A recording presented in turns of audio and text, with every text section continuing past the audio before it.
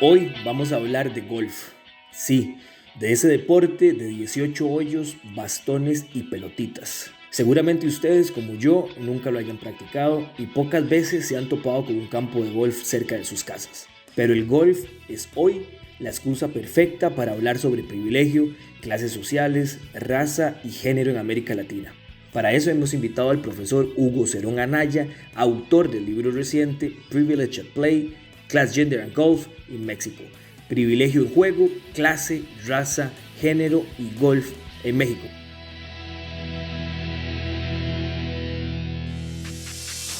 Está lloviendo resto. Apenas como pareció dormir un ratico.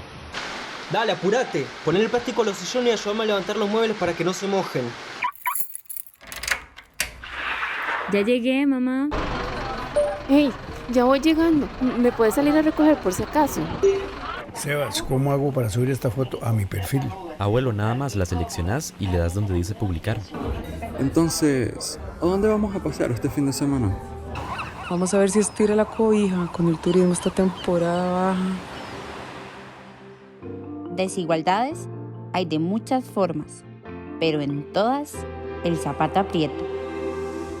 Bienvenido Hugo y gracias por estar con nosotros en El Zapato Aprieta. Muchas gracias por la invitación, Fran. Me da muchísimo gusto participar. Les cuento un poco, soy un sociólogo mexicano, trabajo en Estados Unidos, en la Universidad de Lehigh, y estudio cuestiones de privilegio, élites, en el caso particular mexicano. Buenísimo, Hugo. De nuevo, les comentamos, estamos en El Zapato Aprieta, el podcast sobre desigualdades del Instituto de Investigaciones Sociales. Mi nombre es Francisco Robles Rivera, soy profesor de la Escuela de Ciencias de la Comunicación Colectiva e investigador del programa Nuevas Formas de Acumulación, Distribución y Desigualdad del Instituto. Con estas palabras y con esta bienvenida comenzamos nuestra conversación sobre élites y privilegio, clases sociales, raza y género en América Latina.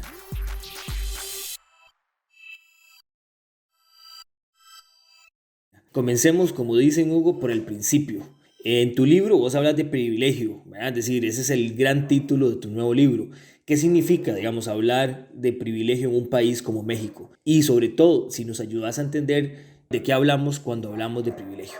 Muy bien, muchas gracias, Fran. Es una pregunta ciertamente muy certera. Primero, es importante en el caso latinoamericano, mexicano, si uno piensa en un país como México, que se considera de ingreso medio, o podríamos pensar una clase media a nivel mundial. Sin embargo, la acumulación de la riqueza en México es terrible. Alrededor del 50% de la población vive en pobreza y aproximadamente el 25% vive en pobreza extrema. En este contexto, yo inicié mi trabajo sobre élites pensando en clase. Digamos que en México, en toda América Latina, hay una tradición importante de estudios sobre clase social como elemento central para entender la riqueza, la distribución, la pobreza, etcétera. Pero lo que yo encontré al acercarme etnográficamente a clases medias altas y altas es que la clase social por sí misma no daba para entender lo que los datos empíricos que aparecían. Hablar de clase, por ejemplo, no me permitía entender por qué es que las mujeres, algunas de ellas, y hablaremos sobre el punto más adelante, algunas de ellas, siendo de una clase un poco más alta que el marido, o los maridos, perdón, no tenían el mismo acceso a los espacios, se les restringía ciertos horarios, ciertos espacios no estaban permitidos para ellas. La clase ahí no servía para entender eso. Y de igual forma hay una propuesta que quiero hacer en mi trabajo, y es que cuando uno ve a las élites mexicanas y latinoamericanas, son sustancialmente de tonos de piel, de un fenotipo mucho más europeo que el promedio de la población. Y un análisis de clase no da para entender eso. Es decir, parcialmente nos lo explica, pero hay algo más que está presente. Y a la verdad de privilegio lo que quiero traer a la mesa es una discusión de cómo es que cuando estudiamos élites hay elementos que son ciertamente profundamente vinculados a la clase, pero hay otros elementos que nos hablan de algún tipo de ganancia o ganancias que van más allá de la definición clásica de clase. Bueno, una de las discusiones, ¿verdad?, en América Latina tiene que ver con esta cultura del privilegio, ¿verdad? Es decir, instituciones que hacen que se reproduzcan familias, que se reproduzcan instituciones. ¿A qué te referís en particular vos cuando hablas del concepto de privilegio? En el caso de privilegio quiero traer a cuenta lo que yo veo como tres vertientes importantes que definen la riqueza, las posiciones de poder en América Latina. Cuando uno ve, por ejemplo, la riqueza y introduce el elemento de género, la riqueza es masculina. Es decir, las grandes fortunas, hay contadas excepciones, pero esencialmente son hombres quienes controlan la riqueza. Por este lado, el privilegio tiene que ver con nociones de masculinidad, y no solo en América Latina, por supuesto. El privilegio tiene que ver con nociones racializadas sobre blancura. Me parece que el elemento, insisto, cualquier revista de cualquier país latinoamericano, la sección de sociales, nos va a ir mostrando un punto importante sobre cómo es que se articula la racialización y la clase viene a cuento. Con el privilegio quiero traer estas tres vertientes. Hay una cuarta vertiente que no he explorado y que me parece importante, que tiene que ver con la identidad sexual. Y me parece que la heteronormatividad sigue siendo un elemento fundamental para entender el privilegio. De tal forma que lo que quiero hablar cuando hablo de privilegio, quiero juntar al mismo tiempo una discusión que tiene que ver con lo que llaman identity politics. Me parece que está presente, pero yo no lo disasocio. El elemento racialización o identity politics no lo disasocio de un elemento de clase tradicional. Más bien trato de vincular clase, género y racialización en la discusión de privilegio. Interesantísimo. Otra cosa en que nos llama mucho la atención de este libro, ¿verdad? Es decir, hablas de golf. Es una cosa que para muchos de nosotros, probablemente en la sociedad latinoamericana, es algo que es bastante extraño, ¿verdad? Es decir, yo pienso, vos estás en Estados Unidos, yo estoy en San José grabando y se me vienen a la mente muy poquitos campos de golf que más o menos uno sabe por dónde hay o dónde están. Pero entonces, ¿por qué es interesante o para qué sirve estudiar nuestras sociedades latinoamericanas a partir de los campos de golf? ¿Qué nos dicen estos campos del golf o qué nos dice el golf como cultura del resto de las sociedades latinoamericanas y de su funcionamiento? Pues aquí me parece fantástica nuevamente, Fran, muchas gracias la pregunta. Y déjame responderla con, normalmente en la sociología del deporte, el juego del cricket, este juego que se jugaba y se sigue jugando en lo que era el Imperio Británico, se le considera como el deporte del imperio. Y hay mucha literatura donde muestran al cricket como este deporte del imperio. Yo argumentaría que si vamos a hablar de deporte e imperio, tendríamos que hacer a un lado el cricket y el golf tendría que ser el deporte por excelencia del imperio. Por ejemplo, al mismo tiempo, estos estudios sobre cricket han ido mostrando cómo el cricket fue expandiéndose de la misma forma que el Imperio Británico iba adquiriendo colonias. Y entonces clubes de cricket aparecieron en Sudáfrica, y aparecieron en Canadá, y aparecieron en Australia, etc. El golf sigue la misma trayectoria. El primer club de golf fundado fuera de Escocia o Inglaterra en el mundo fue Irlanda. Y ahí tendríamos que repasar como la relación de imperio que se estableció entre Irlanda. Pero de ahí se siguió el deporte expandiendo al mismo tiempo que el imperio. Y cuando llega a América Latina es interesante. En Centroamérica el primer campo de golf que se establece es en Panamá, directamente vinculado con el ejército norteamericano. A diferencia del cricket que se queda en los confines del Imperio Británico, el golf trasciende el Imperio Británico y entonces Estados Unidos se vuelve el gran promotor a través del ejército. Las bases militares que se fueron fundando en Vietnam, en Irak, en Afganistán, etc. El deporte fue creciendo y llega un momento donde el deporte se disasocia del ejército a mediados de los 60s y ahora son bancos. Grandes instituciones globales financieras toman el deporte y si uno piensa hoy en día, por ejemplo, Dubái se vuelve el centro financiero de África y de Medio Oriente y Dubái se vuelve uno de los sitios más importantes golfísticos a nivel global. Toda esta historia tiene que ver con que me parece que el golf es un deporte que permite entender la articulación de élites en tanto colonialismo, en tanto vínculos globales, en tanto nociones de privilegio, en tanto clase, por supuesto. Son sitios fuera de Argentina, Australia, Inglaterra y Estados Unidos. En el mundo no hay campos públicos. Todo el deporte se juega en campos privados. Y para dar una idea, en la Ciudad de México hay alrededor de 13 campos privados y la membresía ronda en promedio alrededor de $37,000 para volverse socio y poder participar en el deporte.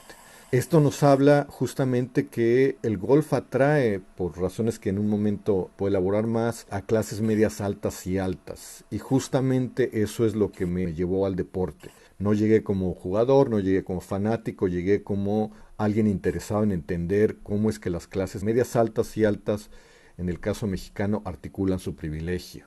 Muy interesante, Hugo, porque bueno, estás insertando una discusión que, por ejemplo, en América Latina a veces me parece que es muy escasa, ¿verdad? En torno a la sociología del deporte, ¿verdad? Nos hemos especializado por obvias razones en la sociología del fútbol, pero no en esos deportes, como vos señalás muy bien, de las élites o de las clases altas. Así que me parece que es un tema que necesariamente tenemos que explorar. Aún más, por ejemplo, en la discusión en Costa Rica sobre los campos de golf es, sobre todo en las zonas costeras, donde hay escasez de agua.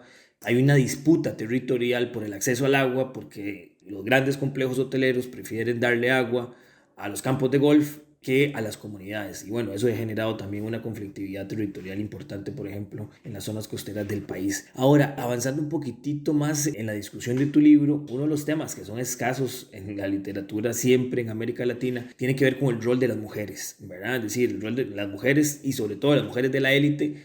Primero, no están en la élite, no aparecen, cuesta mucho que las encontremos, ¿verdad? Hay muy pocas mujeres, no se me ocurre ninguna mujer grande de la élite actualmente económica en América Latina, pero también, digamos, está esa discusión, ¿verdad? Que vos lo mencionabas, puede ser que estén casadas, tengan mucho más dinero que sus maridos, pero están desplazadas, digamos, de la lógica de poder. ¿Qué encontraste vos en torno a esta discusión sobre género en tu libro? No hemos acabado de entender ese vínculo entre clase y género, y creo que es fundamental para explorar la articulación de las élites latinoamericanas. Me llega a la mente trabajos en Australia, en Estados Unidos, que han intentado empujar mucho más por explorar la articulación de nociones de masculinidad entre élites, como categorías fundamentales para entender cómo es que las élites económicas se comportan, se vinculan con el Estado, se vinculan entre ellas o se pelean entre ellas. En el caso mexicano, lo que yo encontré es que la clase es hecha a un lado por relaciones de género. El género acaba triunfando sobre las relaciones de clase. Déjame traer a la mesa ejemplos muy específicos de cómo sucede esto. Una de las formas en las que en el estudio etnográfico que realicé sobre clubes de golf en la Ciudad de México, preguntaba a los participantes si me podían platicar cómo habían empezado a jugar el deporte. Mi pregunta tenía la intención de entender un poco la riqueza intergeneracional.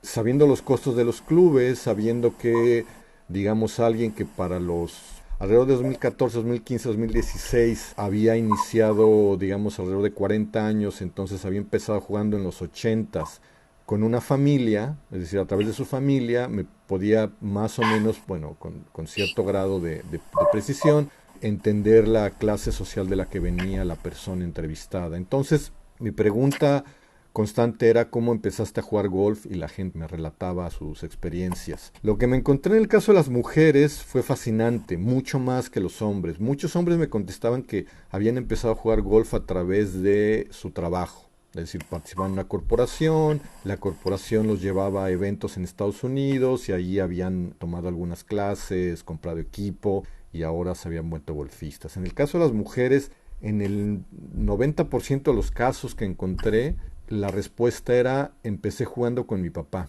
Mi papá tenía, mi familia tenía una membresía y yo de niña venía temprano a jugar con mi papá a los 9, 10, 11 años y jugábamos juntos, ahí empecé. Muchas de las mujeres terminaban alrededor de la adolescencia como mujeres jóvenes, dejaban de jugar, se iban a estudiar, empezaban a trabajar y ya sea en la universidad o en el trabajo conocían a su pareja, se casaban y como pareja joven decidían regresar nuevamente al club. Y era a través de ellas, era a través de los contactos de ellas porque conocían a la familia, etcétera, cómo les permitía fácilmente conseguir la membresía, ser aceptados en el club, hacer redes, etcétera. Ya dentro del club, y esto es fascinante, las mujeres en el 90% de los clubes tenían y tienen una serie de restricciones sobre qué tiempo pueden jugar y sobre qué espacios pueden acceder. En la mayoría de los clubes el bar es un espacio donde las mujeres queden excluidas y no pueden jugar en los tiempos que llaman prime time, que eso es el término en inglés, los fines de semana y la mayor parte de los días entre semana. Esto lo que hace es generar dos cosas. Por un lado, en el caso del tiempo para jugar, en un deporte que lleva alrededor de 4 horas, 3 horas y media, dependiendo qué tan rápido sean los jugadores, terminar 18 hoyos, si uno puede empezar en cuanto sale el sol, alrededor de las 6 de la mañana, uno para las 10 de la mañana ya para poder estar bañado, desayunando y pronto para salir a la oficina. La gente puede empezar a trabajar a las 11, un poco antes de las 11 y tener un horario de trabajo corrido.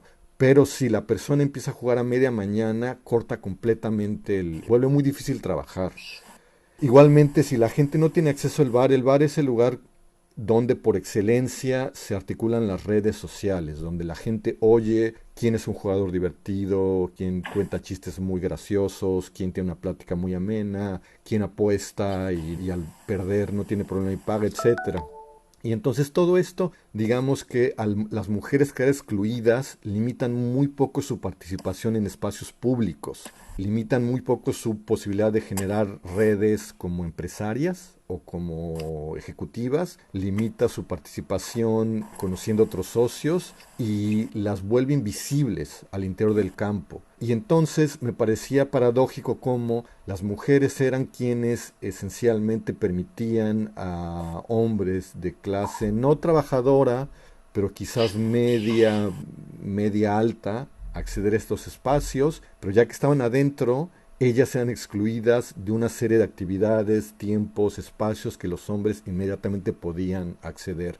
Esto me parece que nos da una idea muy clara de cómo el género acaba triunfando sobre la clase en estos espacios y me parece que hay algo que tendríamos que seguir explorando en cuanto a escuelas, en cuanto a corporaciones, en cuanto a espacios de élites, cómo es que el género acaba haciendo un lado prácticas de clase. Ahora cuando estabas conversando sobre estas características, ¿verdad?, tan antropológicas y sociológicas del golf, se me venían a la cabeza los pantalones blancos, su gorra blanca del presidente de los Estados Unidos, Donald Trump, en Mar-a-Lago, en Florida, ¿verdad? Así que bueno, vamos a hacer una pausa, les invitamos a seguirnos escuchando. Estamos conversando con el doctor Hugo Cerón Anaya, autor del libro Privilege at Play, publicado por University Press. Así que nada, los invitamos a seguirnos. Estamos en El Zapato Aprieta, el primer podcast sobre desigualdades en América Latina.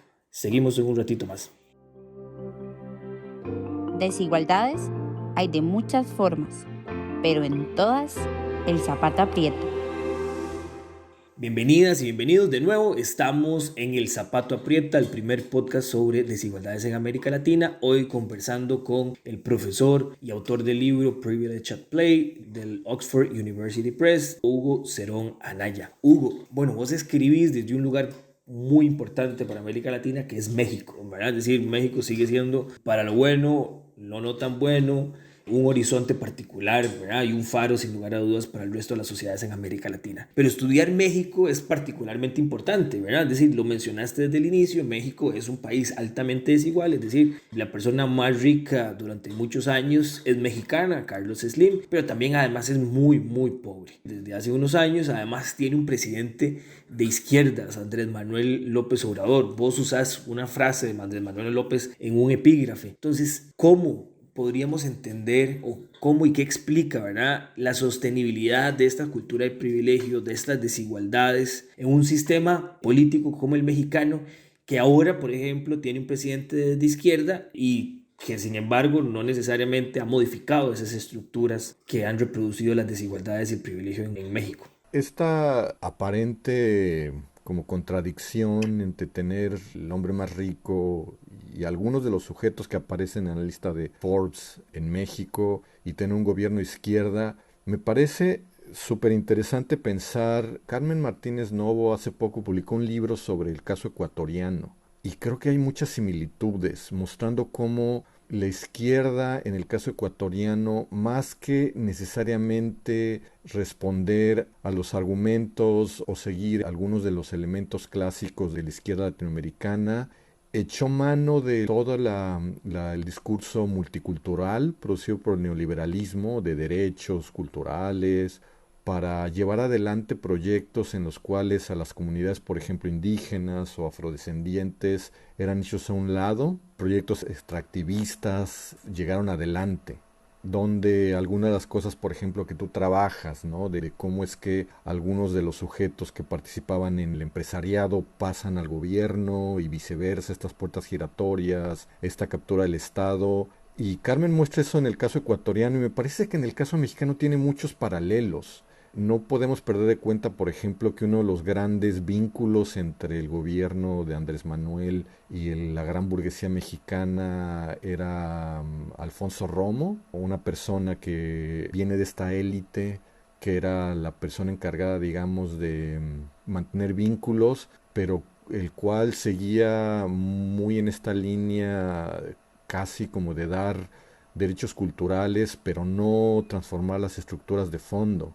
Y aquí es interesante pensar cómo desde un principio el EZLN fue muy crítico y muy duro con Andrés Manuel, diciendo esto no es la izquierda, esto es neoliberalismo disfrazado. No sé, a veces me quedo pensando en el Tren Maya y la falta de consulta que se hizo en las comunidades indígenas, en algunas de las mineras que siguen operando en México de capital mexicano, capital canadiense, la verdad es que da lo mismo, y la destrucción que sigue adelante.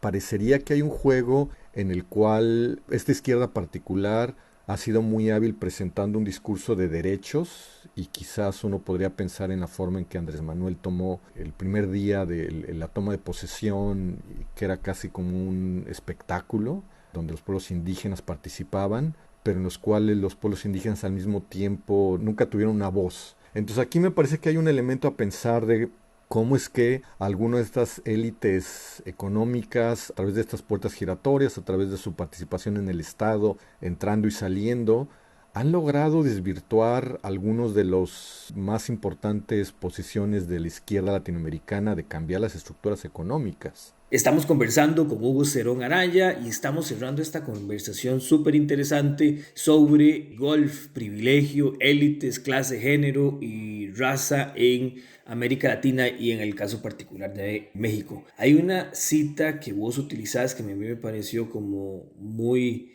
necesaria de discutir y es una cita de una autora que se llama Susan Ostrander, que dice que más o menos ella reconoce, ¿verdad?, que la falta de conocimiento sobre las élites económicas ha contribuido, ¿verdad?, a su ocultamiento y en general a la reproducción y mantenimiento de su privilegio.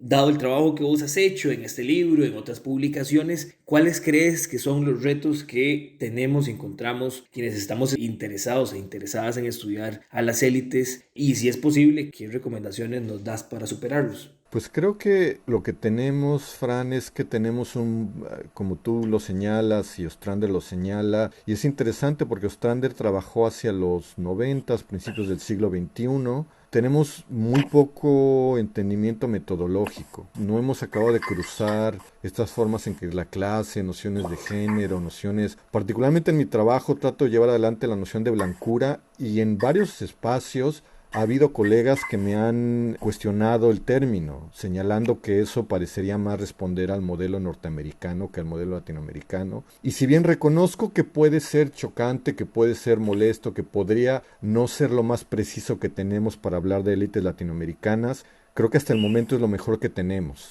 Quizás habría que llevar más adelante la discusión metodológica para poder sacar mucho más material empírico y desarrollar conceptos netamente latinoamericanos. El principal problema que todos tenemos y que todos sabemos trabajando élites es el acceso. Cómo acceder a estos espacios, cómo la élite jamás ha sido, cuando uno es completamente externo, no hay amistades, no hay conexiones, se vuelve demasiado difícil hacer entrevistas y ciertamente en el libro, en el apéndice metodológico, trato de narrar las dificultades para hacer entrevistas.